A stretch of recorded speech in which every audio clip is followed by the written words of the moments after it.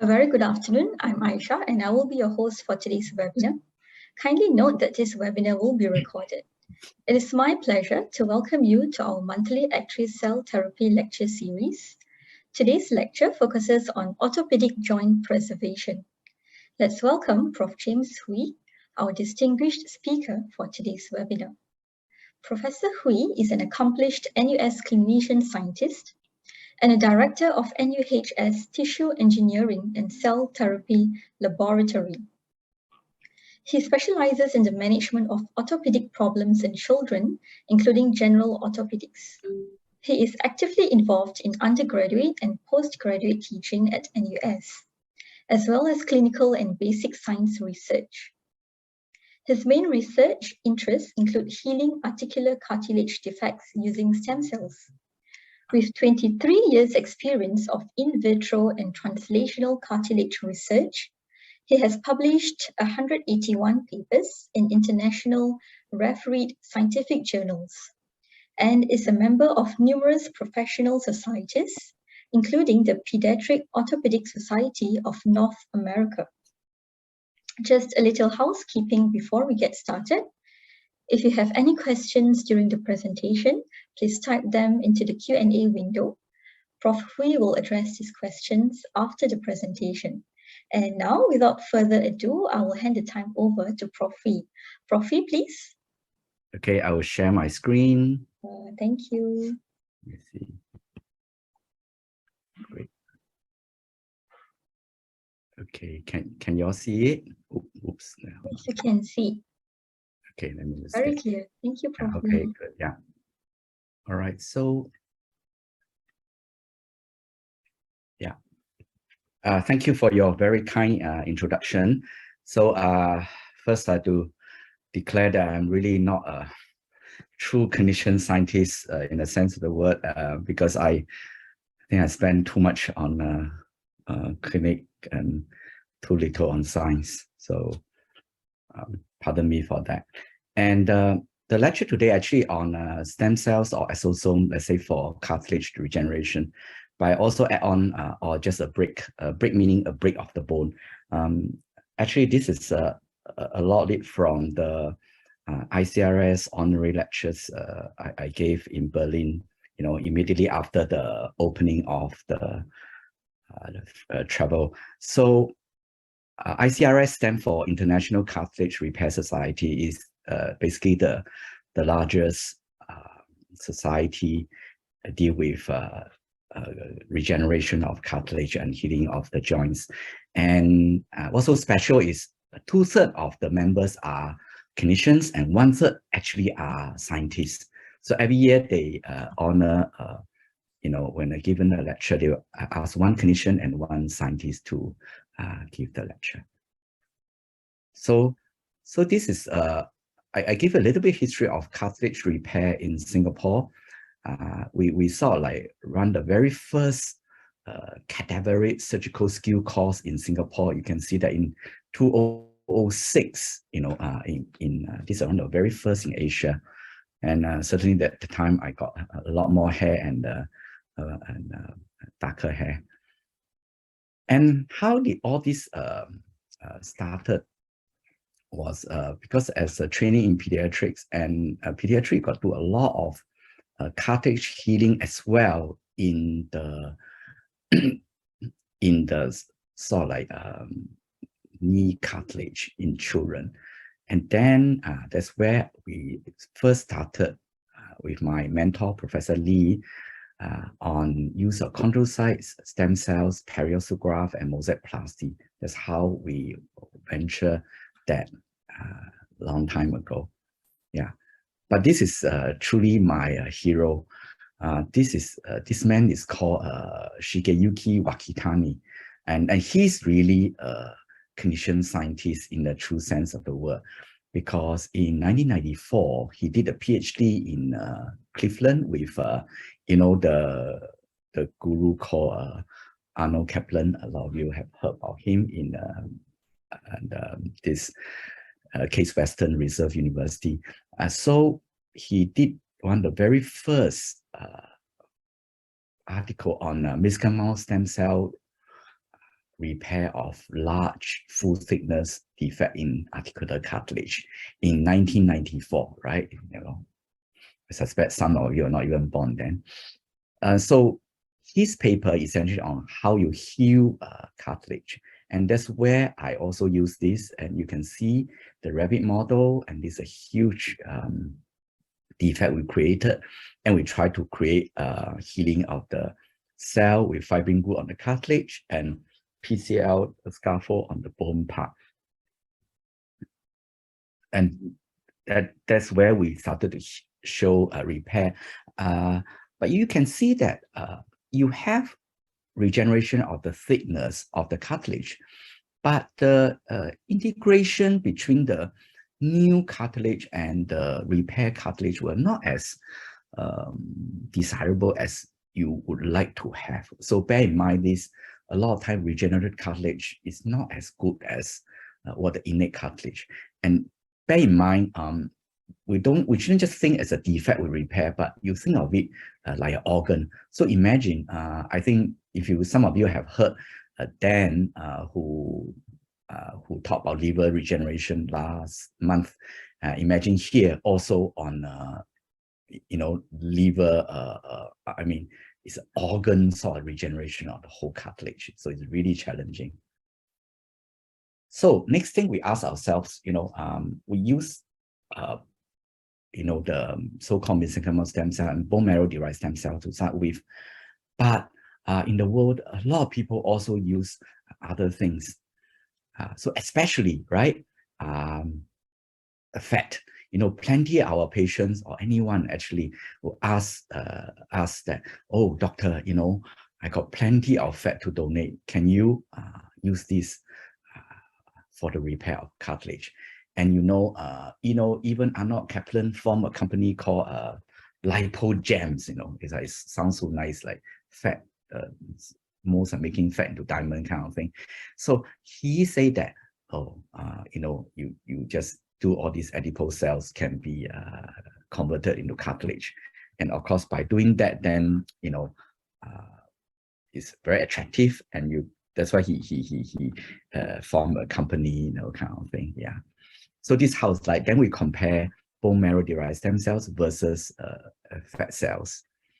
And we actually have the same patients, also identical patients, and identifying their common pathway mediating the differentiated bone marrow versus adipose along the 3 lineage.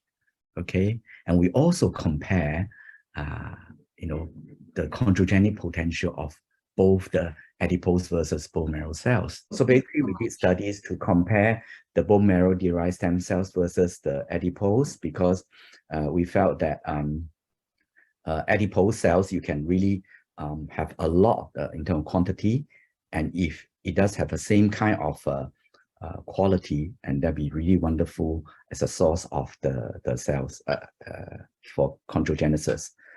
Unfortunately, what we found was that bone marrow derived stem cells are way better in terms of collagen type 2, which is what you need for cartilage, and also in terms of outshine blue and GAT content. So adipose cells are really not as good. But however, because patient can donate a lot, so there are commercial companies, what they do is like they feel that, yeah, we can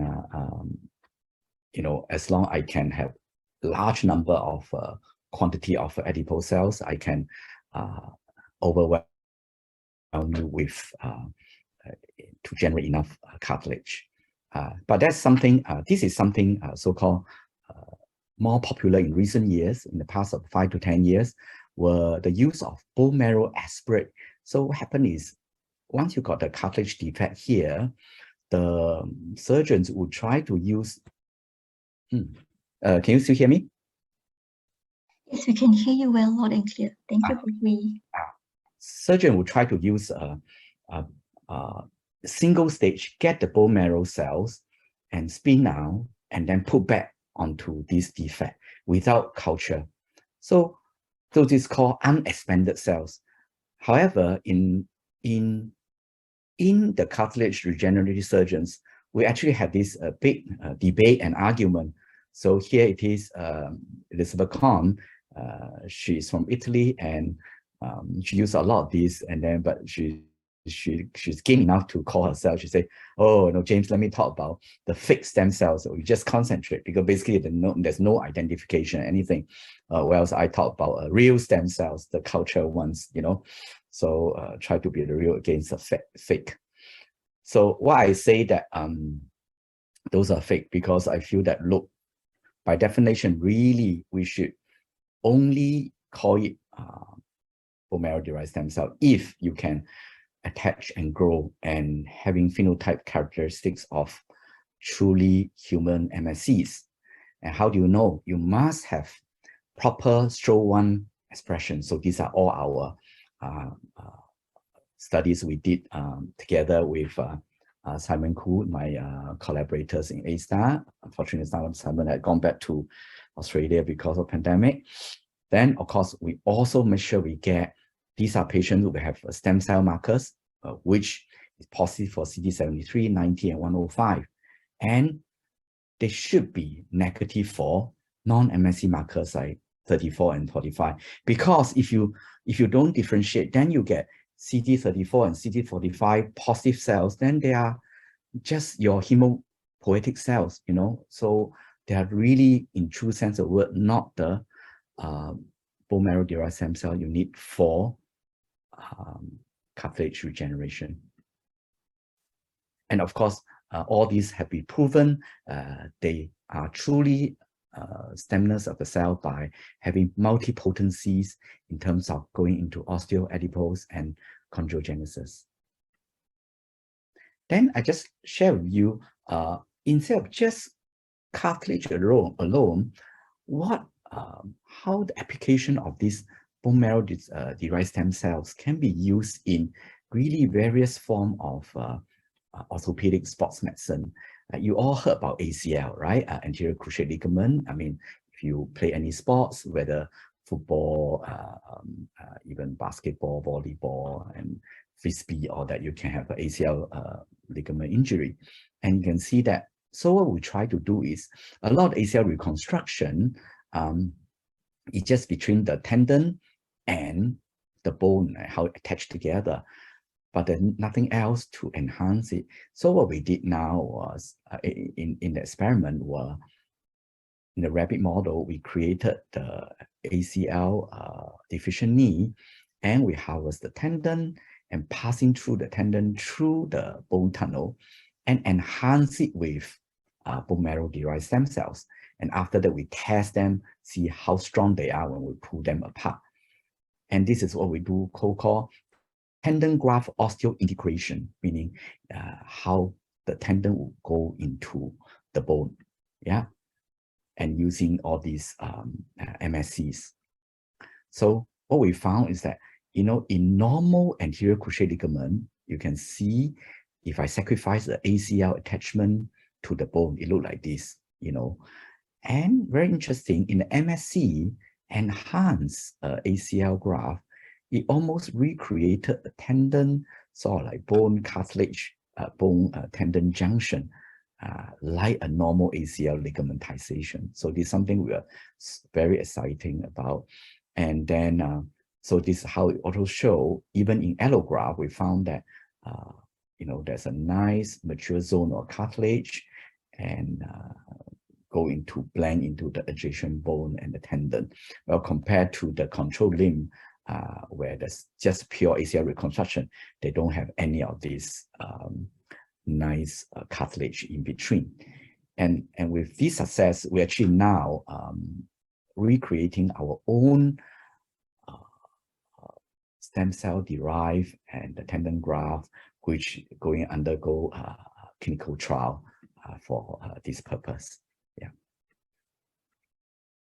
And of course, you also heard about meniscus, right? A lot of you, if you play sports, you have this injury, so-called meniscus. And meniscus is the one that this cartilage in the knee, whereby we have 3 layer zones. So if the the more periphery, meaning you're attached to the very near the end, the side of the knee, then you got a lot of blood supply. But in the more central area, you so-called the tear is without blood supply. So we show that in the meniscus, without blood supply here, how does bone marrow stem cell enhance it? So we did this so-called experiment by doing these MSCs with suture, and we found that this is very nice healing of the defect as sacrifice compared to that of just suture alone, because it will not heal so well. So again, this we published in JBJS with one of my residents previously. So with those success we have in experimentally, we actually apply the grant and from NMRC, from MOH, go into tissue engineering, build our lab, and I'm giving a lecture now. Sorry, get back to you. Yeah. So this is what the lab we have in NUH, and this is a fully GMP certified lab with 4 suites doing various sort of cartilage and cells sort of process. And since the grant we got in the early 2000, we're very fortunate that we could do our work and collect our patients prospectively, using chondrocytes and stem cells, and we do our clinical score radiologically and arthroscopy and histology. So we do these outcome scores like physical functioning, IKDC, International Knee score, and then some of the patients also agree to have so-called histology and second look arthroscopy. So classic example, we have a patient have a huge defect at 46-year-old lady, and then you can see we get a second look arthroscopy in 7 months post-op, and it's healing. But again, as I told you, they're healing really not the same as what you like to anticipate. They are not the same as innate our host cell cartilage. But at least when we biopsy them, the healing part, we found that they're really true for Alzheimer's blue, true for collagen type 2, and negative for bone. So at least these bone marrow derived stem cells in the joint continue to become cartilage and never remain as bone. We are so worried that it become osteogenesis. Imagine you have a bone in the joint. That's terrible. So that this is one of the very first in the world. Actually, we compare bone marrow versus the gold standard time was chondrocytes, and we published in AJSM, and this is probably one of the most cited clinical paper for stem cells. So after that, because those were big open surgery, so we also try to look at it. Can we do it more injectable form? Whether be more convenient and less scarring for patients, and getting more acceptable as a minimally invasive procedure. So this is what we did. We went back to drawing board, look at the literature review, and had to go through in vitro study and the animal models, then translational clinical trial, and finally got to use them. Yeah. So we've done all those in vitro studies, and then we went on to do this, created this in the large porcine model. So I always show you that, when we create a huge porcine cartilage defect in the porcine model, and this porcine model is huge because these pigs are really big.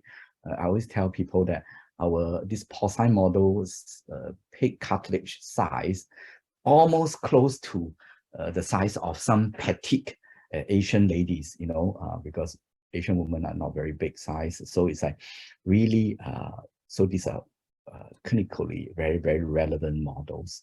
So that's all we did, create huge defect, and then we do microfracture, and then we inject stem cells. So these are the study group versus control.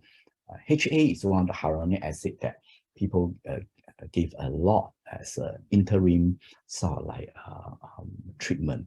for patients with cartilage defect and osteoarthritis.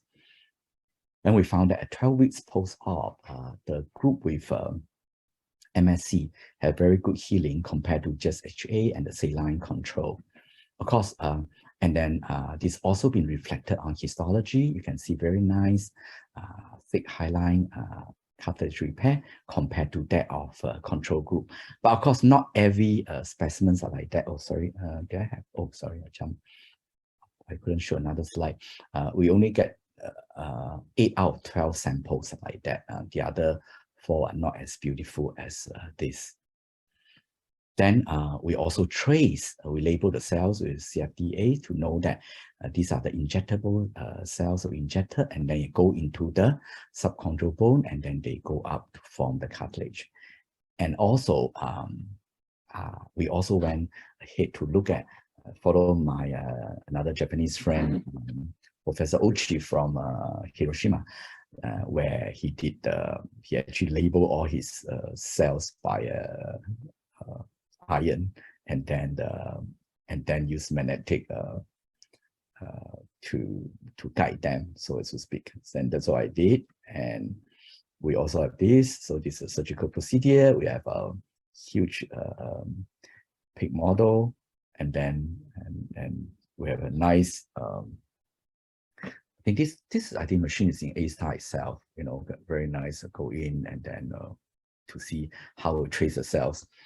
Of course, I had to share the story that in the old days meaning like 10 or maybe more than 10 years ago, you know, when before ACTRIS had all this nice MRI, before Singapore were pouring more money for research, we actually used to share the same MRI with humans. So I would come on Sunday to pull my pigs into the MRI machine to do MRI.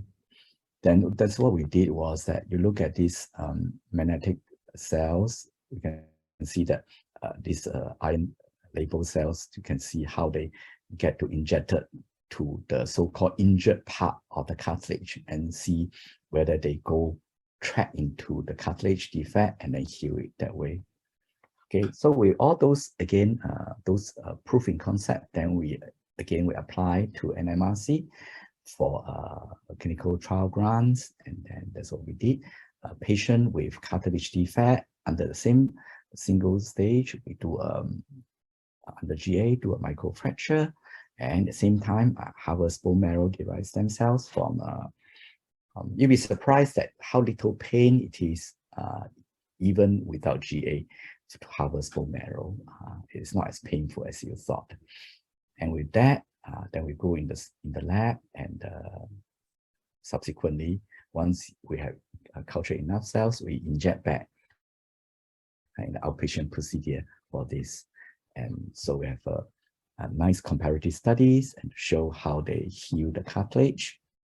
And also we went ahead to also collect our patients that continue to follow up them for over 10 years.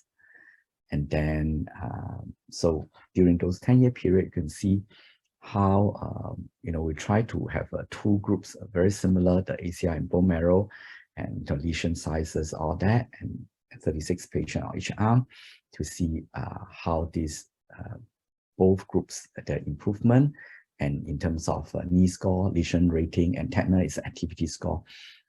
How even over 10 years with cells therapy, patient managed to improve and maintain at the same sort of improvement that they had before.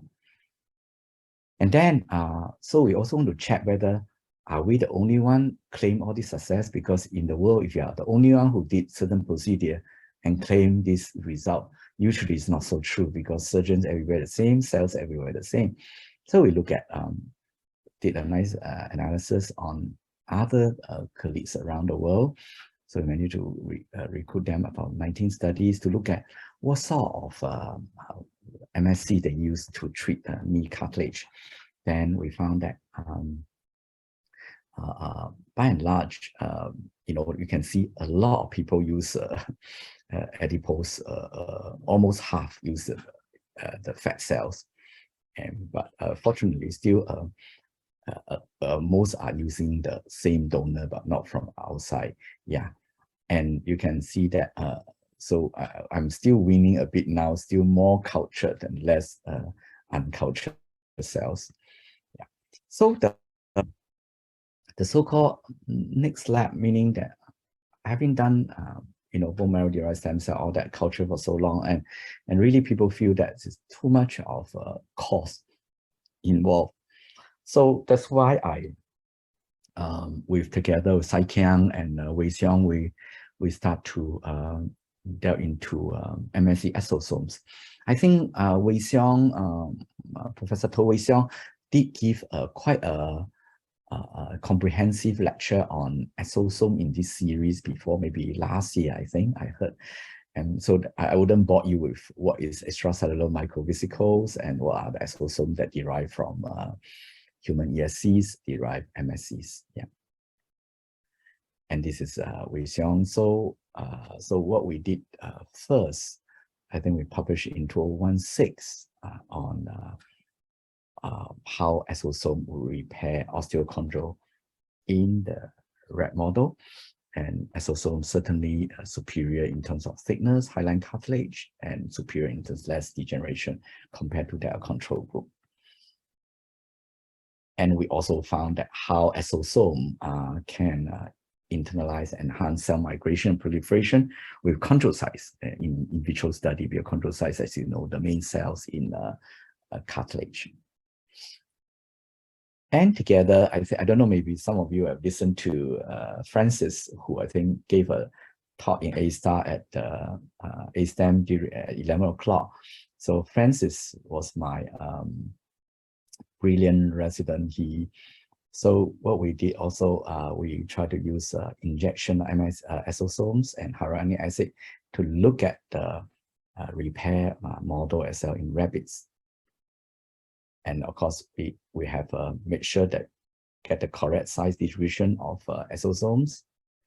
And this is what we did, how we compare the two groups, the PBS and then the unoperated control, and can see the exosome group had a very promising repair. Some of them actually look too good, but almost same as the unoperated control compared to that of the PBS group. So very, very, and sort of like heartened by those results. Then, as usual, what we do, we always do in vitro first, followed by in vivo. In vivo always start with the rat, small model, and then only succeeded proof of concept. Then we went on to rabbit, and with success in rabbit, then we move on to a huge like porcine model, because that like in Singapore we don't do primates.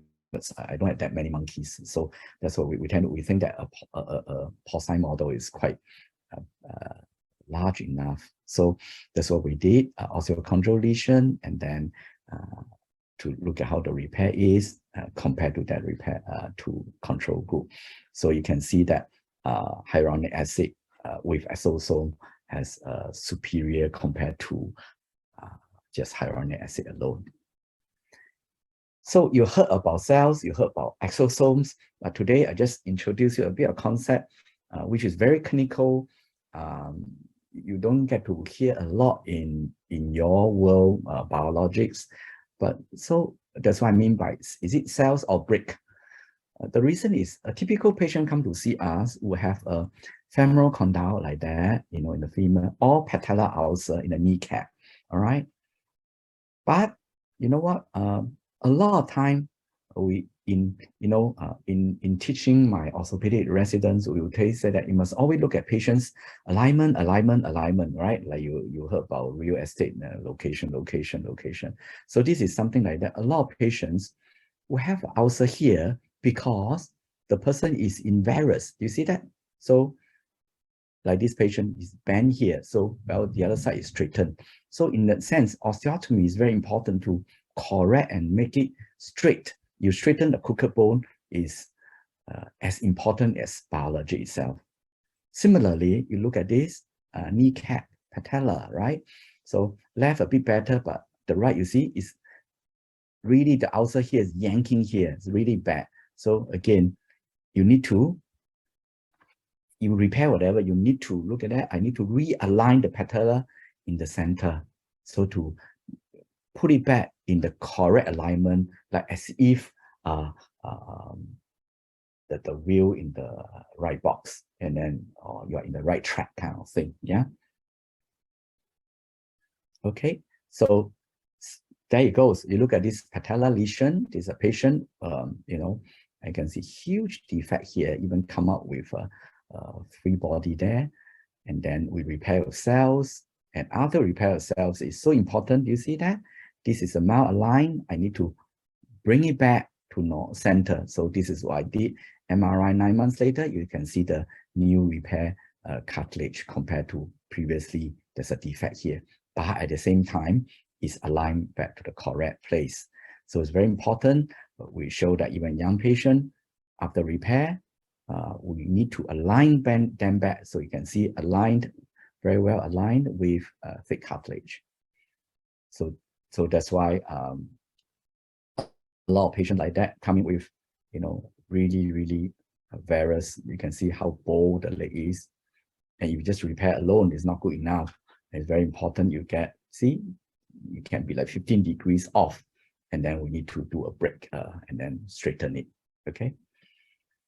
So again, Francis started his son very early, you know, I think barely a few months old, brought the son to ICRS meeting to get a registration tattoo. So Francis did a nice study in my patients with injectable bone marrow derived stem cells in patients with varus knee undergoing high TP osteotomy. We did a prospective randomized control trial. So this is called, this is a Max Bribbert. It's the one that who did the very first chondrocyte repair in the world. And he's one of the few orthopedic surgeons get to publish in New England Journal of Medicine. You know, most of us never smell that. So, so here he tried to demonstrate to us what's the double-blinded, well, not so double-blinded, but it's one blinded randomized control trial. This guy actually tried to chop off this carrot nearer to his mouth. So that's what we did. 56 patients randomizing into 2 groups. One group just the break with MSC, the other break just a tibial osteotomy alone. So you can see that as they go down the two arms, and then one arm with this break, and then with MSC means harvesting, and then we culture and then inject back. The other one just purely do the high tibial osteotomy. So that's our typical patient pre-op like that, and then we do microfracture and correct them. Then something very interesting to show you guys is that, you know, after that, right, you can find that patients all improve in terms of the activity, knee score, and all that. But you can see that both groups improve, and the HTO group, meaning that just a break alone, improved, let's say, to 70%, and with the cell group can improve to 80%. However, people will say that, hey, I don't have all these very expensive cells. I also improve nicely. Patient can go to more than 70% of the function. So in the world, they always say, do you really need cells? And in fact, a lot of these osteotomy surgeon will tell the cell therapy surgeon, say, hey, you guys actually always report your result by saying how good cells is. But basically, you ignore the fact that my osteotomy has improved so much already, and you just add on, but then yet you report the patient as like, wow, my patient got 80% good result. So this is something that I thought I'd share with you, scientists in the group. Yeah. Okay, so so again, then we look at it, if just do osteotomy alone compared to cells plus osteotomy, is it the same? So we find that the conclusion seemed to be to favor you add on cells, then you have a better arthroscopic and histological grading. So still like for our group who do more cells plus osteotomy. Okay, so this I think almost my last slide really. So I will tell you joint preservation is so near yet so far because you know why I put down small biologics. because in the end, when you're 60 plus, almost always you need total joint replacement, replace your metal or plastic. You know why?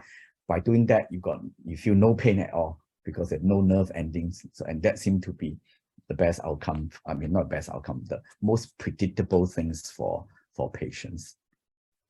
Okay, just share with you, my department, we have our 70th anniversary in November, and we've got a few activities, and I will be broadcast to you guys then. Yeah, so I thank you very much for your attention. Okay, I stopped sharing already. Good. Thank you, Prof. Lee, for a very elaborate presentation on your work. Take too long, so sorry. Okay, it's fine. We will now proceed with the Q&A session. So we have a series of questions in the chat. Let me read out the questions. Oh, it sounds like the same person, is it? Yes, that's right, from Dr. Sandy. So her first question is, do you have experience with UC-MSC injection in combination with secretome for OA?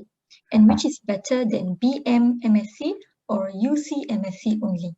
Wow, this is really, actually, when I did also collaborate with my OBGYN colleagues on UC. In fact, UC is much easier because UC is like it's like almost a discarded product, right? So however, it seemed to be people who did UC will report very nice in vivo, in vitro results, but somehow UC hasn't got into clinic that much yet. Well, there are a lot more bone marrow in the clinic. So perhaps there's an inherent bias there, and people don't get to compare them clinically, so to speak. So I can't answer you that way because I only did them on in vitro and in vivo. They seem to perform very well. Yeah. All right, next question is, should HA be used in every OA treatment with stem cells or exosomes? Why? No. Okay, and maybe I can, okay, later I can jump at the other part to the question as well. Yeah, so HA actually, for us, basically, we found that when we use HA, because our, when we apply for clinical trial grant, we had to show reviewers that what we have done in the in vivo study, so that's why, but in vivo, because we found that when you just give cells alone without a carrier, the cells seem to like disappear, don't know to where. Whereas with HA, we managed to keep the cells in the joint for like 5 to 7 days post injection. So we found that it retained our cells better there. That's the reason why I use. But I don't know where nowadays people agree with that as well. So I just go back to the microfracture question. Why do you do microfracture? Actually, in fact, microfracture nowadays, people feel that you destroy your, in fact, now I didn't show, I use what you call nano fracture. I don't know whether, did any of you attended Francis' talk earlier on in ASTEM? No, he actually, I don't know whether he showed, we use nano fracture. So nano fracture is just a tiny thing can go deep into the bone, through the bone plate and go into bone marrow without harming the so-called the basic foundation too much. Because microfracture, people feel that if you puncture too much and too much bone marrow come out like that, you start causing osteophyte and not a good thing. Yeah. For exosome, what's the mechanism of pathway? Wow, Sandy, I get to talk to you again because that's really my PhD students' entire thesis on that, and we still could not elucidate the detail. Maybe you can email me after this. I think I can share with you all my my email address there, because this is something truly very exciting. And to start with, even exosome, the content itself, I'm sure we shared before, we are kind of arguing which one is really the most potent of all these potion there, and whether it is the which one is the most chondrogenic as well. So this is something really I love to communicate with you, Sandy. Maybe you can. I type my what do I type? Okay, I just type my what you call my email address here. I can help with that too. That's fine. You just okay. You maybe you just type my email address in the group chat. So that in the chat, yeah. Okay. So next question we have from Hikari Kurogi. What do you think about the regulatory aspects of MSC-derived exosomes? Oh, I thought again, you know, I thought Francis did share some. Okay, maybe not this talk. We actually wow. Unfortunately, this is also another huge lecture topic because we are Saikian, myself, Andre, and Wei Xiong are in deep discussion with the HSA on this part. Yeah, so we are trying to get their approval at least to be doing in-house first before any neutralization. So hopefully we can carry out our phase 1 clinical trial first. Yeah. Okay. Next question from Paul Holman. Is there any animal data comparing exosomes and PRP for OA knee pain? Yeah, that is an excellent question. There's no direct comparison, but as you know, PRP also show very good positive outcome for this, and sadly, you know, some papers come out from Stanford actually show that PRP actually superior to even the culture stem cell. So I'm like, wow, you know, where did it come from, kind of thing. So that's a problem because in clinical study, you can standardize your cells and your PRP content, and exosome, but you cannot standardize patients. And you find that even what they pick and choose, patients are very, very heterogeneous. They are not truly a homogeneous group where you can compare match for match kind of patients. Yeah. Next, you have another question from Dr. Sandy. The clinical trial results are excellent. What is the challenging part to register? Okay, but I hope I'm getting really close because actually MOH was very keen and we are in communication to get all the things sorted out. Then here came the POM, the virus, and all the MOH officers and officials who are helping me with this part literally had to like drop whatever they are doing to go into covering all the COVID stuff. So now only they are returning to me again. We are discussing that thing again. Yeah, but I don't know whether they seem to be like keep on breaking up because they had to go back to COVID. Whenever COVID went up again, then they drop their work and to cover. So that's why it's bad. Otherwise, we are really getting the registration done. Yeah. Next question from Eve Tan. What is the treatment regime like? How frequent and what dose level? Okay. So dose level essentially we saw like you're talking about cells. The exosome we haven't gone into anything clinical yet. So for dose level for bone marrow derived cell, by and large we use 10 million cells, like quite standardized because we before went for our own porcine model that seemed to work well. Yeah.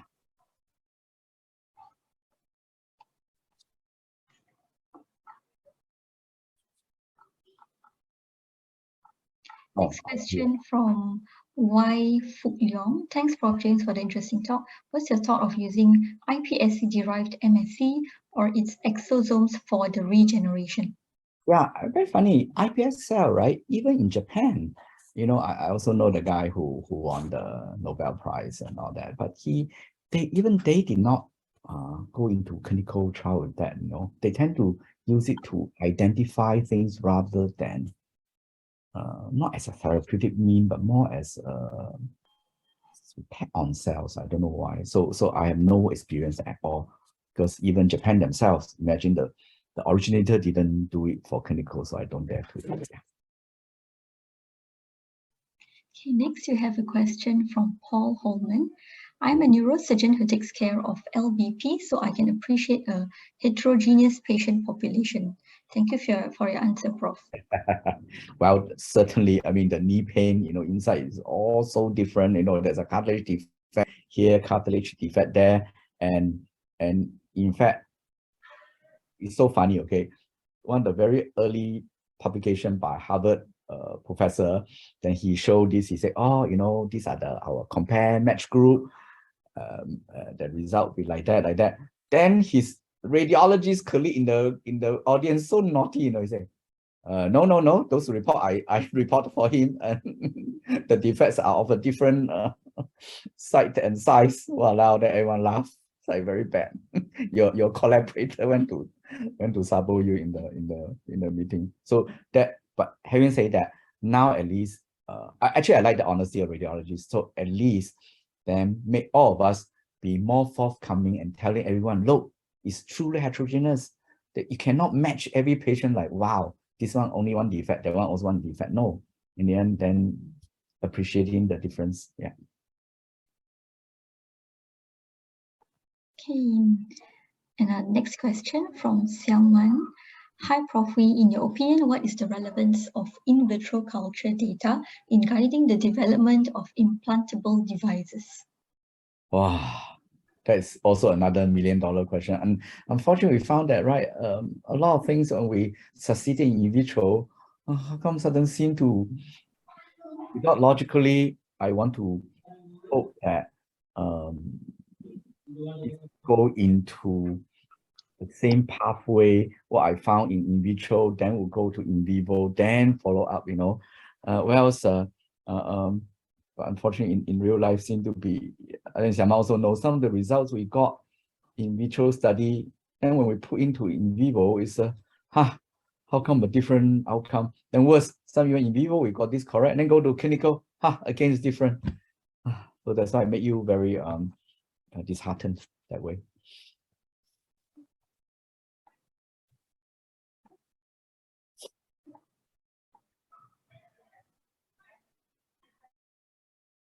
We still have a few more minutes, so if anyone has any questions, You're really utilize every single minute.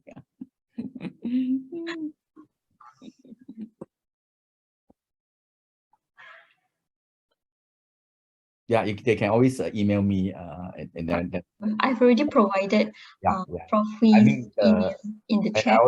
I always tell every scientist I learn a lot from you guys than by communicating with you guys, because I always call myself a pseudo scientist. So really, and by interacting with you guys, I actually certainly improve my own scientific intellect, so to speak. Yeah. One last question, Prof. Do you have tried using fibrin glue as a carrier of stem cells? Yeah, no, actually, you saw that the picture I show in the bone marrow, the bone marrow concentrate, a lot of time where we inject the cells and put it on the defect, actually those are fibrin glue, because without fibrin glue, I can't attach the cells into defect. So in a way, you can call it a carrier, but I probably call it more like a necessary glue to glue your cells onto the defect. Yeah. All right, at this point of time, I don't see any further questions from the audience, so we'll wrap up our session. On behalf of ACTRIS, thank you very much, Prof. Wee, for the enlightening presentation. And to all our audience, thank you for attending today's lecture. We hope to see you again in our next lecture on the 24th of August. Have a very good afternoon, everyone. Thank you. Thank you, Aisha. Thank you, Prof. Wee.